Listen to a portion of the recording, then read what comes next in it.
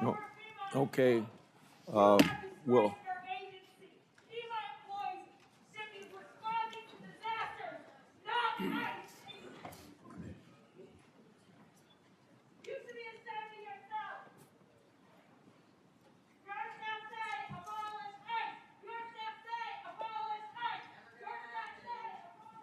Steve Bannon, long an advisor to the president, one of his earliest public supporters, recently said that ICE should be deployed at the polls in the next election.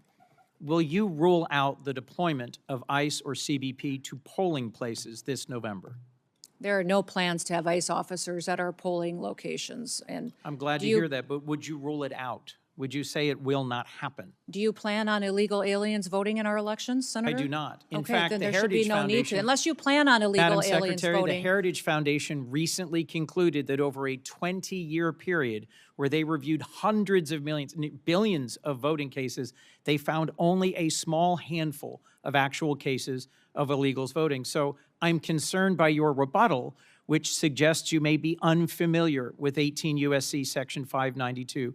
Are you familiar with this federal statute that relates to sending armed men to polling places?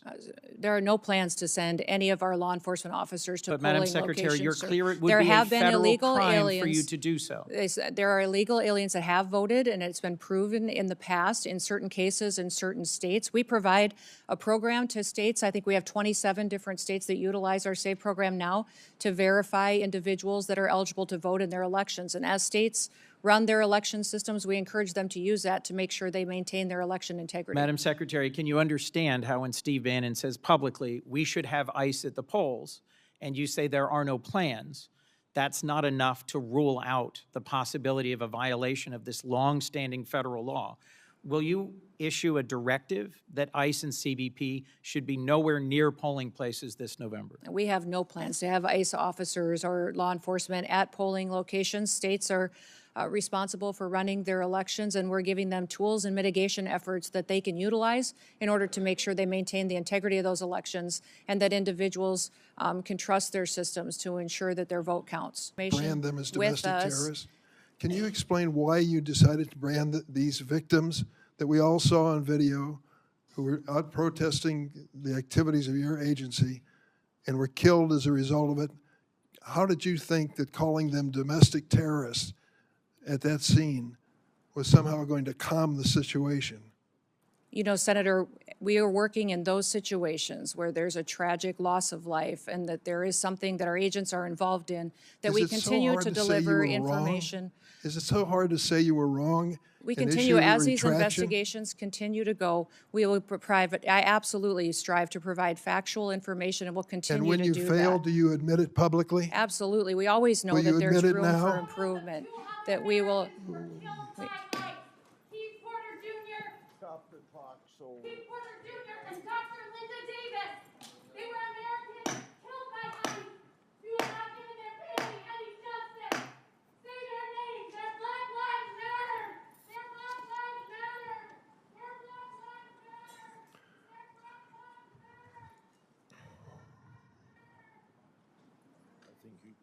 Could you explain this? Sir, I'm looking at a picture of an interior, looks like a bedroom. Of an airplane? Yes, sir.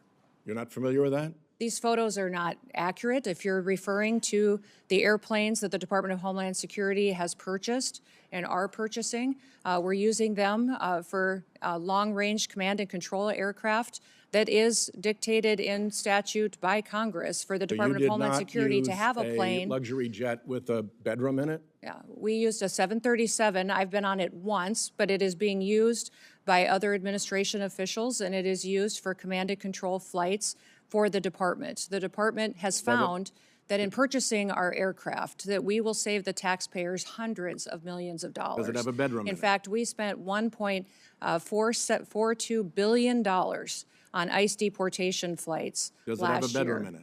I believe it's being refurbished and not having a bedroom in it. So it is being refurbished. What kind of deportee justifies being flown out of the country in a luxury jet with a bedroom and accommodations? like this. There are aircraft being purchased that will be utilized for executive air travel and for deportations. Well, your If you people remember said in the that this past, was we gonna have be used deportations. jets of this size and this configuration for deportations in the past. If you remember In this configuration, by this configuration, you mean I with a didn't see bedroom the and inside of luxury them. accommodations like this, That you've plane- used for deportations. Is that true?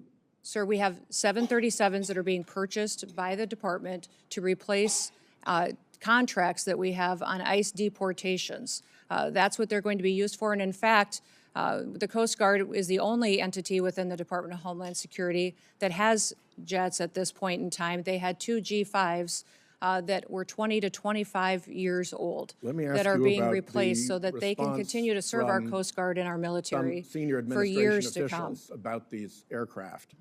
They've been reported as saying, although they don't want to say publicly this, but individuals described as senior administration officials have described these airplane purchases as the world's worst deal and an abuse of federal funds. Can you tell me what the Republicans on this committee who voted for what I call the billionaires bill that gave you the money to buy these jets knew about your plans to acquire luxury jets when they voted for